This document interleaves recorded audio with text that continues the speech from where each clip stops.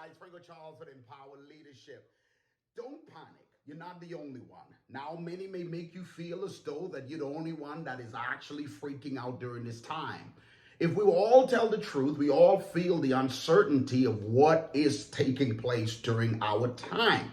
But there is a difference for many that are navigating through this and staying empowered and moving forward with their goals. Now, I know at times and all that is happening right now because of uncertainty, but I want you to focus on growth. When there is growth, especially as a leader, I want you to really capture this: growth in your organization, growth in your business, growth as an entrepreneur, growth as a father, growth as a mother, growth as a family, or whatever it is that you are involved within. Growth, when it's happening, can be very uncomfortable. And it's in those moments we can define the growth and conflict as something negative.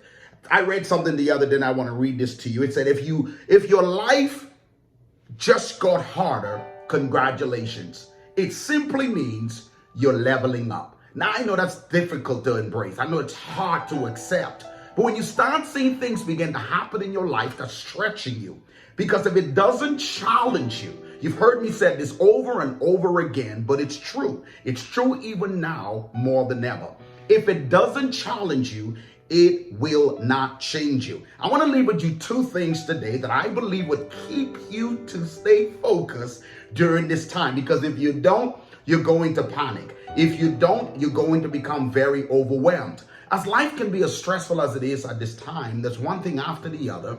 And I'm telling you, it can become very, very daunting on our hearts, on our spirits, and especially the things that we're going after, our goals, our dreams, and we're not seeing those things be realized. I want you to remember, persistence is the key during this time. Listen to this. Persistence is that key, that glue that allow you to maintain, that fuel that allow you to maintain action regardless of how you are feeling.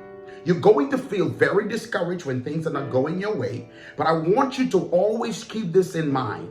Controlled the controlled. In other words, what is not in your control, do not try to control it. You only have the power to control the things that are in your power.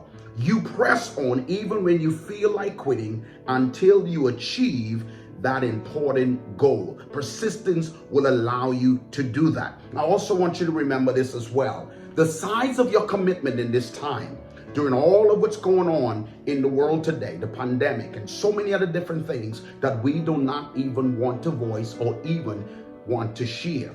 I want you to understand something. The more you begin to stay persistent and committed to whatever it is that you're going after, you will be able to navigate through whatever it is that you're going through. Now, the size of your commitment should be the proportion of the size of your desire. The two things I want to leave with you today, as you're going through the uncertainty, and it's going to be even more challenging, and that is why I want you to have this empowerment strategy so that you will know that in spite of all that's going on, you can begin to navigate through it. Because again, you're not going to ask, why me? You're going to basically ask, why not me? That comes through a full understanding of knowing that what is trying to take you out, it's only going to build you up. The first thing I want to leave with you is, number one, I need you to begin to focus on your future. I want you to write this down. If you have no vision of yourself in the future, then you will not be able to handle what's coming, and you will not be able to embrace what you're going to. You must have a vision for your future. That is the first thing I want to leave with you. Have a vision for yourself. Have a vision so that you know that this is what I'm going after. In spite of all that's going on, in spite of all the challenges that I'm facing on a day-to-day basis, I realize, I say, this is not it. In other words, my current destination, my current circumstances rather, does not determine my ultimate destination. It's okay what's happening right now, whether it be financially, whether it be in various different areas of your life, your business not growing, your church maybe taking a hit. You have to believe the greater future. And that brings me to Jeremiah 29:11. He said, listen, God said, I know the thoughts and the plans I have for you to prosper you and give you hope and a great future. You have to know that your future is bright. So how do I do that? I want you to begin daily to write down 3 or 5 things that you know that you're going after. Friends, I know this sounds so practical,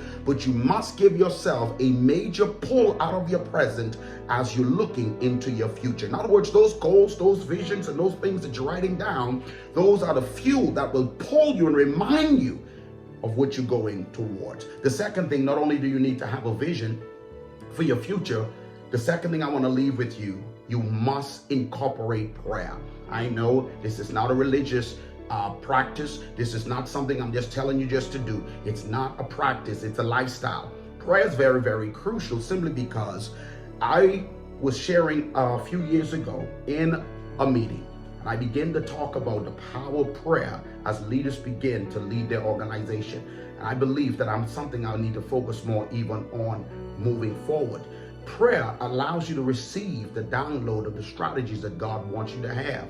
You cannot succeed as a leader or per individual without the power of prayer. I'm sorry, prayer is not only just a strategy, it is a lifestyle. You have a vision of your future and you have prayer. Prayer allows you to be able to excel in wisdom and strength and to know exactly what is needed to be done. For example, when Nehemiah had the major responsibility to go and build the wall of Jerusalem, if you look closely, all of the strategies and the resources that he needed came through prayer.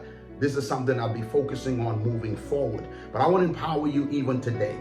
I want you to know today that you can navigate through whatever it is that you're going through. James called it and said, count it all joy when you fall into diverse temptation. How can you call it all joy when your bills are due? How can you call it all joy when things seem like it's chaotic? How can you call it all joy when everything around you seems like it's crumbling? Why? Because there's a hidden strategy there. There's a hidden empowerment there that allows you to navigate through everything that you're going through so that you can be successful in what God has called you to do. It's there, and I'm believing that it will be released on you today. I want to leave this final thought with you. If you are going to win, remember this: winners never quit and quitters never win.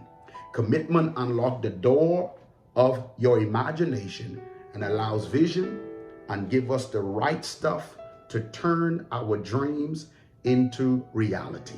Commit to what you have set out to do and watch it become a reality. He said, count it all joy when these various trials, and boy, I'm telling you, there are various trials. The word various means different kinds of trials, but I'm telling you, we can navigate through it because we have the empowerment to be able to stand above all. If it doesn't challenge you, it will not change you. So congratulations. Welcome to your level up. You stay empowered.